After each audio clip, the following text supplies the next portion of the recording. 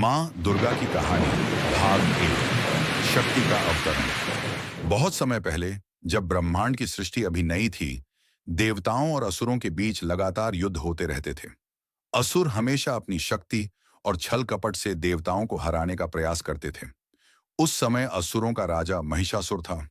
महिषासुर एक ऐसा राक्षस था जिसे ब्रह्मा जी से वरदान मिला था कि कोई देवता, दानव या असुर उसे कभी नहीं मार सकेगा। केवल कोई स्त्री ही उसका वध कर सकती है। महिषासुर को लगा कि कोई स्त्री तो उसकी बराबरी कभी कर ही नहीं सकती। इसलिए उसने इस वरदान का घमंड करते हुए पूरे तीनों लोकों, स्वर्ग, पृथ्वी और पाताल पर कब्जा करने की ठान ली। धीरे धीरे उसने अपनी सेना के साथ देवताओं को परास्त कर दिया।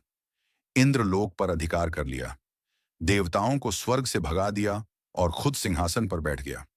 देवता लाचार होकर भागते भागते त्रिदेव ब्रह्मा, विष्णु और महादेव उनके पास पहुंचे और उनसे विनती की, भगवान, हमें बचाइए। महिषासुर ने हमारा सब कुछ छीन लिया है। अब स्वर्ग में धर्म और न्याय का कोई स्थान नहीं बचा। देवताओं की बात सुनकर त्रिदेव बहुत चिंतित हुए। उन्हें पता था कि महिषासुर को केवल एक स्त्री शक्ति ही मार सकती है। तभी उन्होंने अपनी अपनी शक्तियों को एकजुट करने का निश्चय किया। शक्ति का जन्म। ब्रह्मा, विष्णु और शिव तीनों ने अपनी अपनी तेजस्वी शक्तियों को एक साथ मिलाया। उसी प्रकाश से एक देवी प्रकट हुई, जिनके मुख में विष्णु का तेज, केशों में महादेव की घनघोर जटाएं और भ्रिकुटी में ब्रह्मा का तेज था। उनका शरीर असंख्य आभाओं से दमक रहा था। देवताओं ने उन्हें अपने अपने दिव्य अस्त्र शस्त्र भेंट किए। शिवजी ने त्रिशूल दिया, विष्णु ने सुदर्शन चक्र दिया, वरुण ने शंख दिया, अग्नि ने शक्तिशाली भाला दिया, वायु ने धनुष बाण दिए, इंद्र ने वज्र और ऐरावत हाथी सौंपा, यमराज ने कालदंड दिया, कुबेर ने अमोघ परशु कुल्हाड़ी दी, विश्वकर्मा ने सुंदर खड्ग, तलवार और कवच भेंट किया। इस तरह सुसज्जित होकर जब देवी प्रकट हुई, तो उनका रूप देखकर सारे देवता मंत्रमुग्ध हो गए। उनकी दहाद से तीनों लोक हिल उठे। उसी समय उन्हें नाम दिया गया दुर्गा, अर्थात कठिनाइयों का नाश करने वाली। महिषासुर की चुनौती, दुर्गा माता की प्रकट होने की खबर महिषासुर तक पहुंची। पहले तो वह हंसा और बोला, एक स्त्री मुझे मार देगी? यह असंभव है।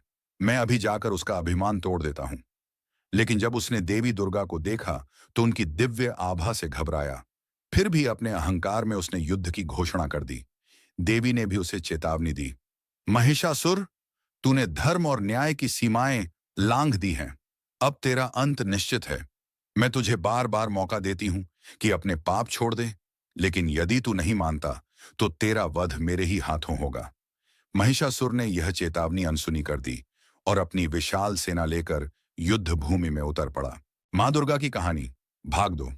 महिषासुर संग महायुद्ध। देवी दुर्गा अपने सिंह पर सवार होकर रणभूमि में खड़ी थीं।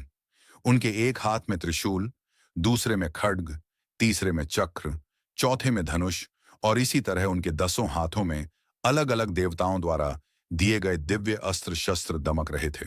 उनका स्वरूप इतना भयानक और अद्भुत था कि युद्ध भूमि में मौजूद दैत्य तक कांप उठे। युद्ध का प्रारंभ, महिषासुर ने अपनी लाखों राक्षसों की सेना को देवी पर आक्रमण करने का आदेश दिया। चारों ओर से असुर देवी पर टूट पड़े। कोई गदा लेकर दौड़ा, कोई तलवार से वार करने आया, कोई हाथियों और रथों पर चढ़कर गर्जना करने लगा। लेकिन मां दुर्गा ने मुस्कुराते हुए अपने अस्त्रों का प्रयोग करना शुरू किया। उनके धनुष से निकले बाण असुरों की सेना को पल भर में ढेर कर देते। त्रिशूल का एक वार होते ही दर्जनों असुर छिन्न भिन्न हो जाते। खड्ग की चमक से असुरों की पंक्तियां टूट जाती। कुछ ही समय में रणभूमि असुरों की लाशों से भर गई। असुरों की चालाकी, महिषासुर ने देखा कि उसकी सेना लगातार नष्ट हो रही है। वह स्वयं सामने आया और बोला, देवी, तू चाहे जितनी भी शक्तिशाली हो, मुझे हराना तेरे लिए असंभव है।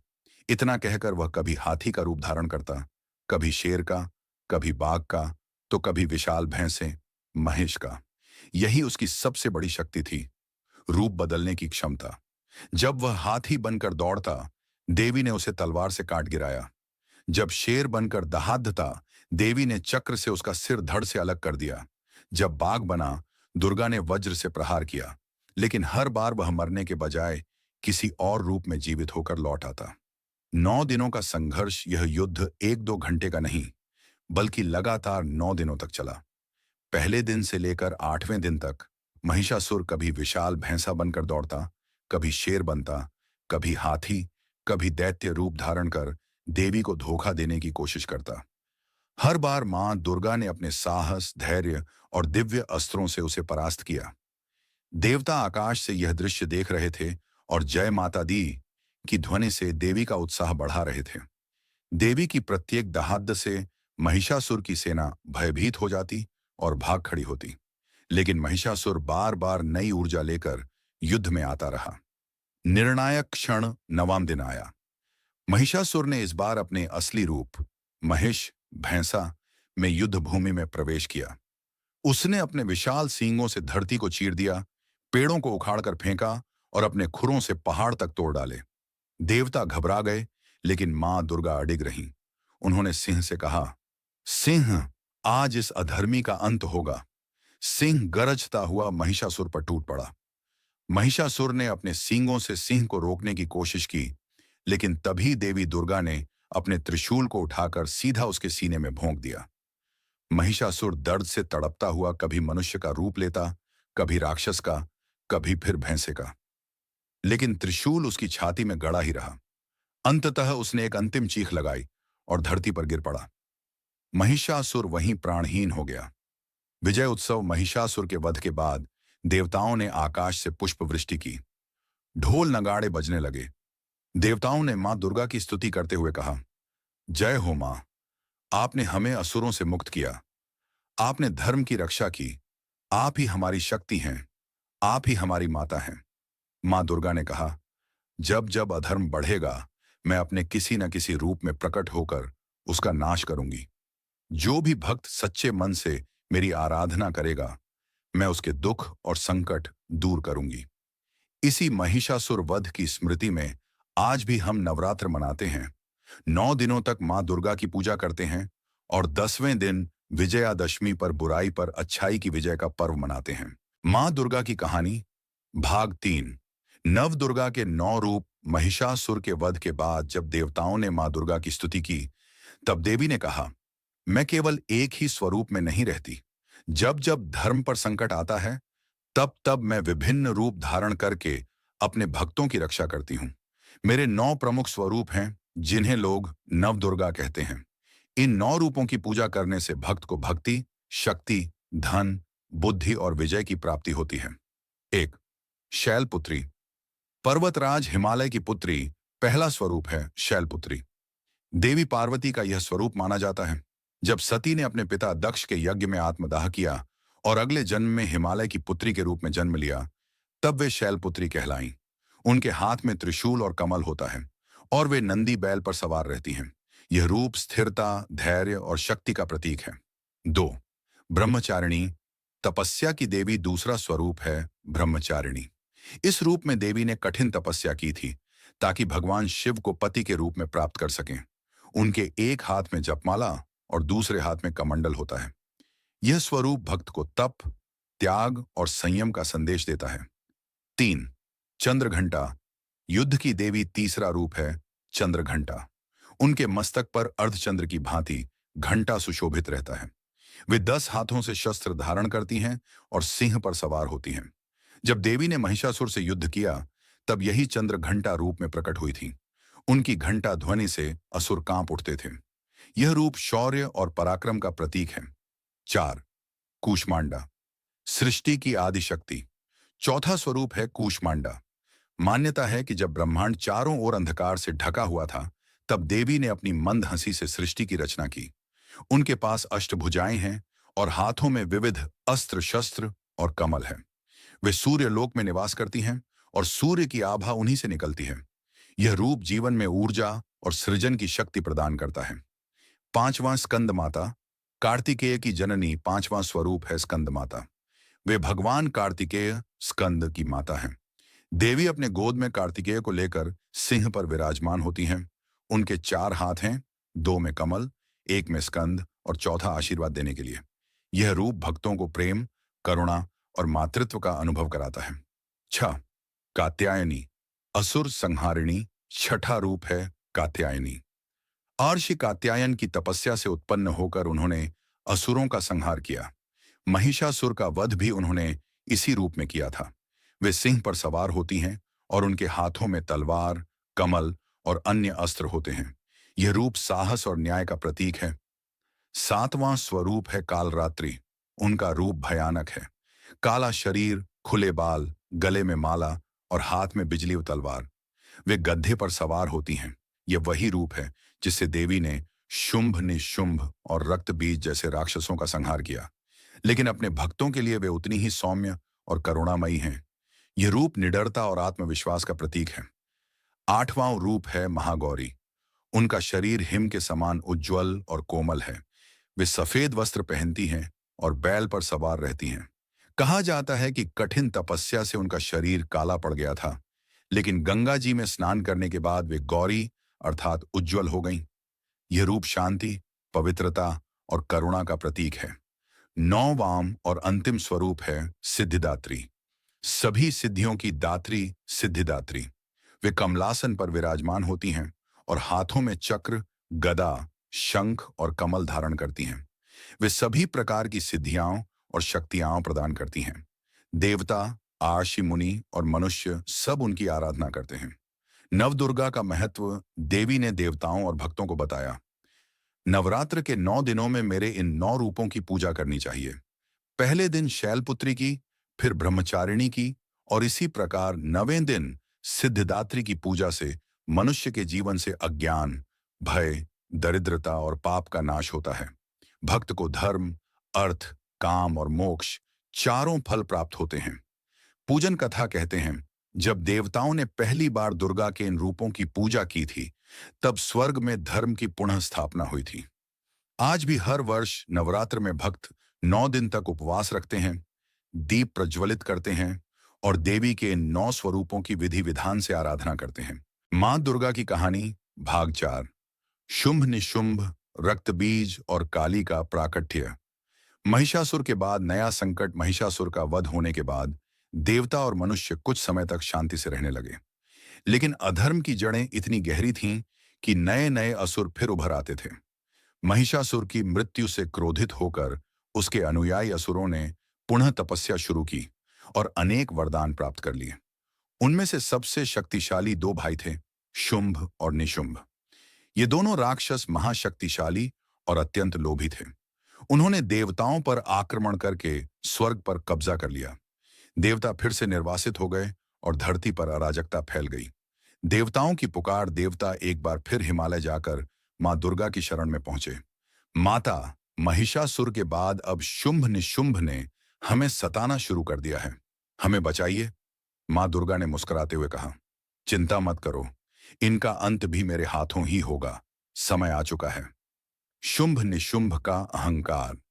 जब शुंभ और निशुंभ को पता चला कि देवी प्रकट हुई हैं, तो वे घमंड से भर गए। उन्होंने अपने दूत सुंदरसुर को भेजा और कहा, उस स्त्री से जाकर कहो कि हम दोनों भाई संसार के सबसे बड़े विजेता हैं। यदि वह हमारी रानी बन जाए तो हम उसे अपने सिंहासन पर बैठाएंगे। यदि उसने मना किया तो हम उसे बलपूर्वक पकड़ लाएंगे। दूत जब मां दुर्गा के पास पहुंचा तो बोला, देवी, हमारे स्वामी शुंभ निशुंभ तुम्हें अपनी रानी बनाना चाहते हैं। तुम्हें स्वीकार करना ही होगा। देवी ने हंसते हुए उत्तर दिया, उनसे कहो कि मैं तभी विवाह करूंगी जब वे युद्ध में मुझे पराजित करेंगे। युद्ध का आरंभ। यह उत्तर सुनकर शुंभ और निशुंभ क्रोधित हो उठे। उन्होंने अपनी विशाल सेना देवी पर चढ़ा दी। देवी ने अपनी विभिन्न शक्तियों को बुलाया। कौमारी, वैष्णवी, वाराही, इंद्राणी जैसी देवियों ने जन्म लिया। मां दुर्गा के शरीर से एक प्रचंड ऊर्जा निकली और वह रूप धारण कर काली बन गई। मां काली का प्राकट्य। मां काली का रूप अद्भुत और भयानक था। उनका शरीर काला था, केश खुले हुए थे, गले में खोपड़ियों की माला, हाथ में खड्ग और त्रिशूल। वे प्रकट होते ही असुरों की सेना पर टूट पड़ी। उन्होंने दैत्यों के सिर काटकर अपनी जिह्वा पर रख लिए। उनकी दहाड़ से पर्वत तक कांप उठे। हजारों असुर एक झटके में नष्ट हो गए। रक्त बीज का आतंक तभी युद्ध भूमि में आया। असुर रक्त बीज, उसे वरदान था कि उसके शरीर से जब भी एक बूंद खून गिरेगी, वहीं से एक नया रक्त बीज पैदा हो जाएगा। इस कारण उसे मारना असंभव था। देवी के प्रहार से उसका खून बहता और हर बूंद से हजारों नए रक्त बीज पैदा हो जाते। देखते ही देखते युद्ध भूमि असुरों से भर गई। काली का समाधान। मां दुर्गा ने मां काली से कहा, काली, इसका वध केवल तुम ही कर सकती हो। जब तक इसका रक्त धरती पर गिरता रहेगा, यह मर नहीं सकता। मां काली तुरंत समझ गईं। उन्होंने अपना विशाल मुंह खोला और जैसे ही रक्त बीज का खून बाहर निकलता, उसे अपनी जिह्वा पर चाट लेती। इस प्रकार खून धरती पर गिर ही नहीं पाया। अंततः देवी ने रक्त बीज का सिर काट दिया और उसका आतंक समाप्त हो गया। शुंभ निशुंभ का वध। अब बारी आई शुंभ और निशुंभ की। दोनों भाई एक साथ युद्ध में उतरे। वे अपनी विशाल सेना लेकर देवी पर टूट पड़े। निशुंभ ने देवी पर हमला किया, लेकिन देवी ने अपने त्रिशूल से उसका वध कर दिया। शुंभ क्रोध से कांप उठा और बोला, हे दुर्गे, तुम अकेली नहीं हो, अनेक देवियों के सहारे लड़ रही हो। यह अन्याय है। देवी ने मुस्कुराकर उत्तर दिया, नहीं शुंभ, ये सभी शक्तियां मेरी ही हैं। देखो। इतना कहकर सभी देवियां पुनः मां दुर्गा के शरीर में समा गईं। अब देवी अकेले ही सिंह पर सवार होकर शुंभ से लड़ी। आखिरकार उन्होंने अपने त्रिशूल से उसका हृदय भेद दिया। शुंभ वहीं धराशायी होकर प्राणहीन हो गया। विजय का उत्सव युद्ध समाप्त हुआ। देवताओं ने दुर्गा और काली की जय जयकार की। जय मां दुर्गा, जय मां काली की गूंज से आकाश भर गया। देवताओं ने कहा, माता, आपने फिर से अधर्म का अंत किया। हम आपके सदा ऋणी रहेंगे। जाम।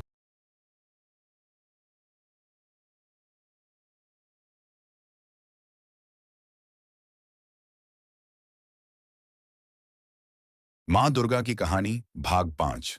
महत्व, पूजा विधि और आज का प्रभाव। अधर्म पर धर्म की विजय। महिषासुर, शुंभ निशुंभ और रक्त बीज जैसे दैत्यों का वध करके मां दुर्गा ने यह संदेश दिया कि अधर्म चाहे कितना भी बलवान क्यों न हो, अंततः धर्म ही विजयी होता है। देवी ने यह भी कहा, जो मनुष्य सत्य, करुणा और धर्म के मार्ग पर चलता है, मैं सदैव उसकी रक्षा करती हूँ।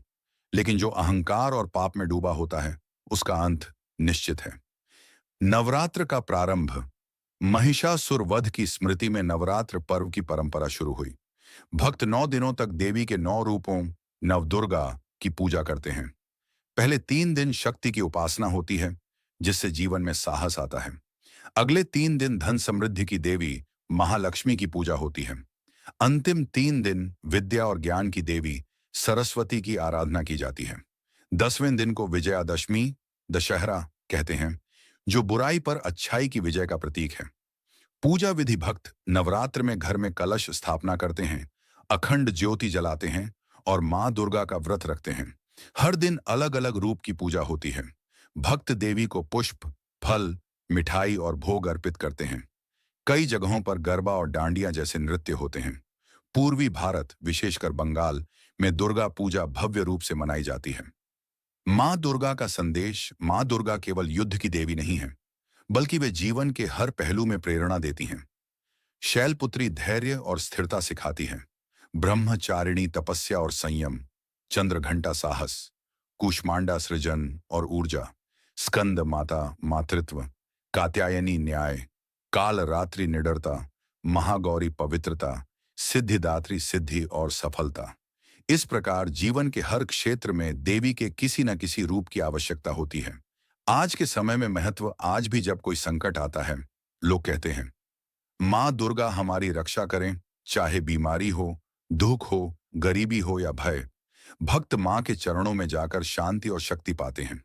दुनिया बदल गई है, लेकिन श्रद्धा आज भी उतनी ही गहरी है। घर घर में नवरात्र पर घट स्थापना होती है। गांवों में जागरण और कीर्तन होते हैं। शहरों में दुर्गा पूजा पंडाल सजते हैं। मां की प्रतिमा का विसर्जन करके भक्त कहते हैं, मां, जल्दी वापस आना। उपसंहार। मां दुर्गा की पूरी कथा हमें यही सिखाती है कि जब अन्याय बढ़ेगा, तो शक्ति प्रकट होकर धर्म की रक्षा करेगी। मां का प्रत्येक रूप हमें जीवन जीने की कला सिखाता है। और सबसे बड़ी बात, भक्त का विश्वास कभी व्यर्थ नहीं जाता। इसलिए हर भक्त अंत में यही कहता है, या देवी सर्वभूतेषु शक्ति रूपेण संस्थिता, नमस्तस्यै नमस्तस्यै नमस्तस्यै नमो नमः। इस तरह भाई, पूरे 5 भागों में मां दुर्गा की विस्तृत कहानी पूरी हो गई। भाग 1, शक्ति का जन्म और महिषासुर की चुनौती। भाग 2, महिषासुर संघ 9 दिनों का युद्ध। भाग 3, नवदुर्गा के 9 स्वरूप। भाग 4, शुंभ निशुंभ, रक्तबीज और काली का प्राकट्य भाग। 5 पूजा विधि, महत्व और आज का प्रभाव।